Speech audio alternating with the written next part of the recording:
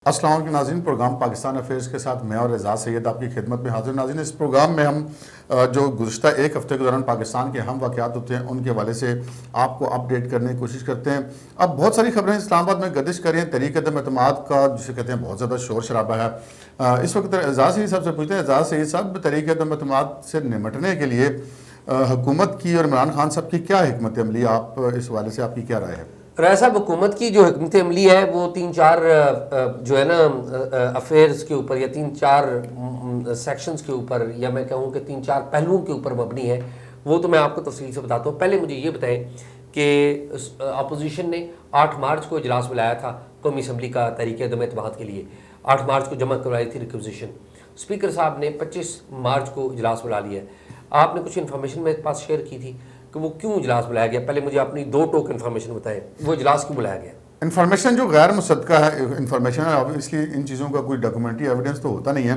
ये मैंने अभी 25 तारीख ऐलान नहीं हुआ था, उससे पहले मुझे कुछ इस किस्म की खबरें सुनने को मिली थी कि मुबैना तौर पे इमरान खान साहब को ये बताया गया कि जी 31 मार्च से पहले पहले आपने किसी भी तरीके अदम एतमाद पे वोटिंग नहीं होने देनी।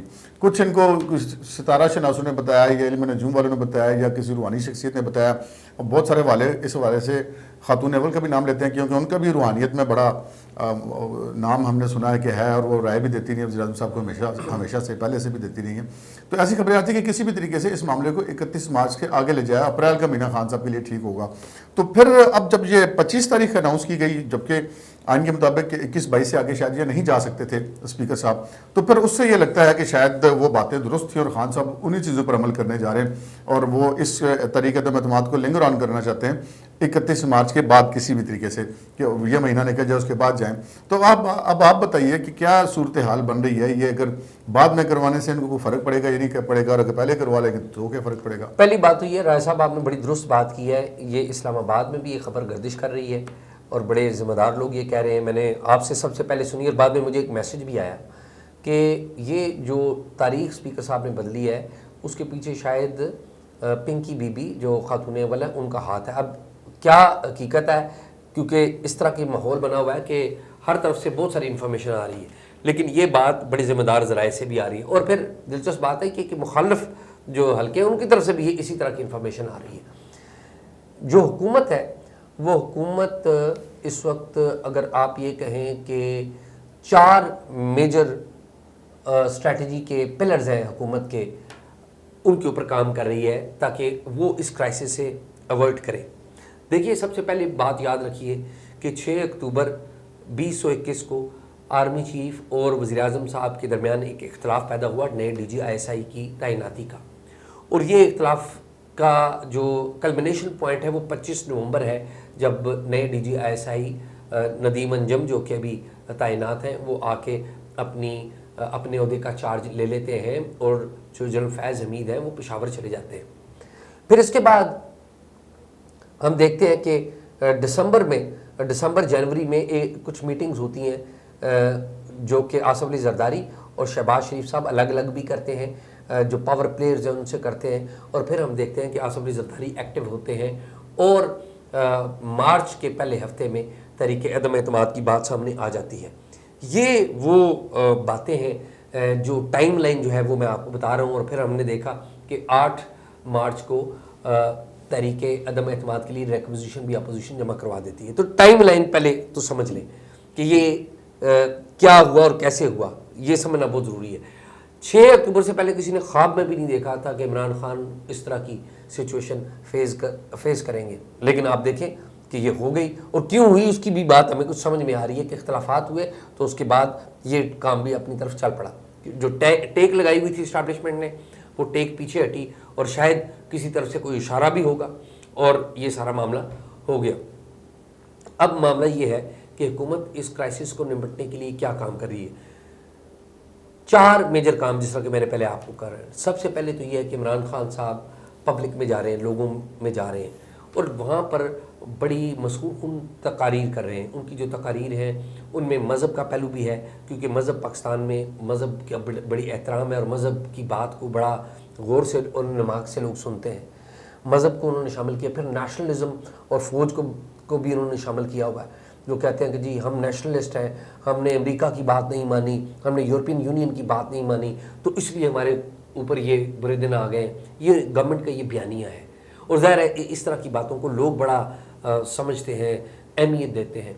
और फिर आज तो उन्होंने जो तकरीर की दरगाही में, उसमें इंडियन प्राइम मिनिस्टर का नाम लिए बगैर, नरेंद्र मोदी का नाम लिए बगैर इंडिया का नाम लिया और कहा कि इंडिया की पॉलिसी, जो फॉरेन पॉलिसी है, बड़ी ज़बरदस्त है, क्योंकि इंडिया की फॉरेन पॉलिसी उनके हक में है।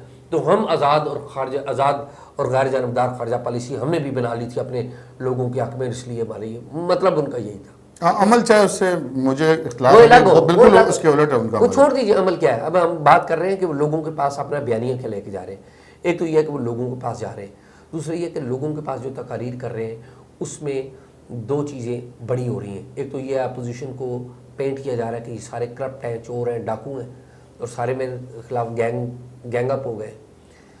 दूसरा साथ ही साथ वो जनरल बाजवा को भी चार्ज फ्रेम कर रहे हैं कि जब वो कहते हैं कि जी जनरल बाजवा ने मुझे कहा कि जी इसे डीजल मत कहो, तो ये बेसिकली जनरल बाजवा को बता रहे हैं, ये बता रहे हैं लोगों को कि जनरल बाजवा मुझे पॉलिटिकल इश्यूज़ के ऊपर मुझे वो बात करते हैं, ये बताने की कोशिश कर रहे हैं, ये उनको फ्रेम करने की कोशिश कर रहे हैं। एक बात। दूसरी बात जो इमरान खान साहब कर रहे हैं वो ये है कि अपने नाराज़ अरकान से मुज़ाकरात कर रहे हैं, उनको बुला रहे हैं। मैं एक नाराज़ रुकन के साथ बैठा हुआ था, तो उसके पास परवेज़ खटक साहब और मुराद सईद साहब, नसरुल्लाह दरिशक साहब के साथ आ गए। ये मैं आपको अपनी आंखों देखा हाल बता रहा हूँ, ये 3 दिन पहले की बात है, ठीक है। तो उसको मनाने की उन्होंने कोशिश की और वो जो बंदा था वो बड़ा रिजनेबल आदमी, शरीफ आदमी, कोई ऐसा पैसे लेने वाला आदमी नहीं, और न वो सिंध हाउस भी नहीं गया था। मैं ख्वाजा शिराज की बात कर रहा हूँ, ये डीजी खान से रुकन कौमी असम्बली, और उनके बड़े एतराज़ात थे थ्रू आउट, लेकिन उन्होंने कोई ऐसा काम नहीं किया जो हुकूमत के ख़िलाफ़ हो, लेकिन वो अपनी वॉइस बुलंद करते थे, यानी कि अपने अरकान को भी वो मना रहे हैं। दूसरी बात। तीसरी बात ये है कि 2 वज़रा की ड्यूटी लगी हुई है जो कि अपोजिशन के साथ, अपने अरकान के साथ साथ जो हुकूमत के इत्तेहादी हैं उनको भी मना रहे हैं।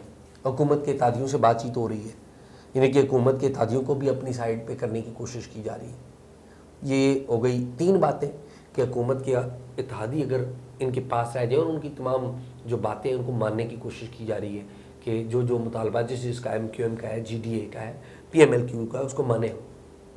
आखिरी और सबसे अहम बात यह है कि 2 फेडरल मिनिस्टर्स हैं, एक वज़ीर दिफा है और एक और वज़ीर है, उनकी ड्यूटी एक और भी लगी हुई है, और वो ड्यूटी लगी हुई है पिंडी में जाके मिलिट्री इस्टेब्लिशमेंट को अगर कोई नाराज़गी है तो वो दूर करना और उनको मनाना और उनको बताना कि हम बेहतर परफॉर्म करेंगे।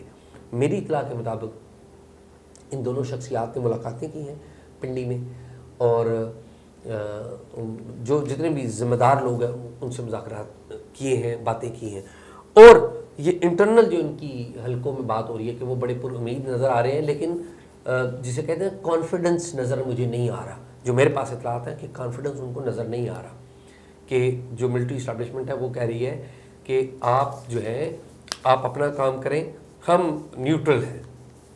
जो मिलिट्री का एक नैरेटिव आया है, आपको पता ही है कि ये नैरेटिव कहाँ से शुरू हुआ। तो अब इमरान खान साहब को इस बात पे भी बड़ा एतराज़ है।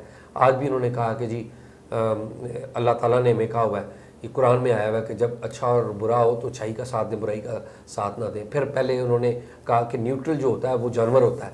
तो इस तरह की बातें भी इमरान खान साहब कर रहे हैं। तो ये 4 इनकी पॉलिसी के मैकेनिज़म्स हैं जिनके ऊपर ये पेश कर रहे हैं, और इन चारों पॉलिसीज़ का जो रिज़ल्ट है वो एक ही बात से जुड़ा हुआ है कि अगर वो पाकिस्तानी इस्टेब्लिशमेंट को कंट्रोल कर लेते हैं और उनको इस बात पे कायल कर लेते हैं कि हमारी मदद करें, यानी कि गवर्नमेंट की मदद करें, तो फिर ये काया पलट सकती है। अदरवाइज़ इमरान खान साहब को बचाने वाला कोई नहीं है, कोई नहीं है और कोई नहीं है। इमरान खान साहब जा रहे हैं, लेकिन उनको सिर्फ इस्टेब्लिशमेंट भी जा सकती है।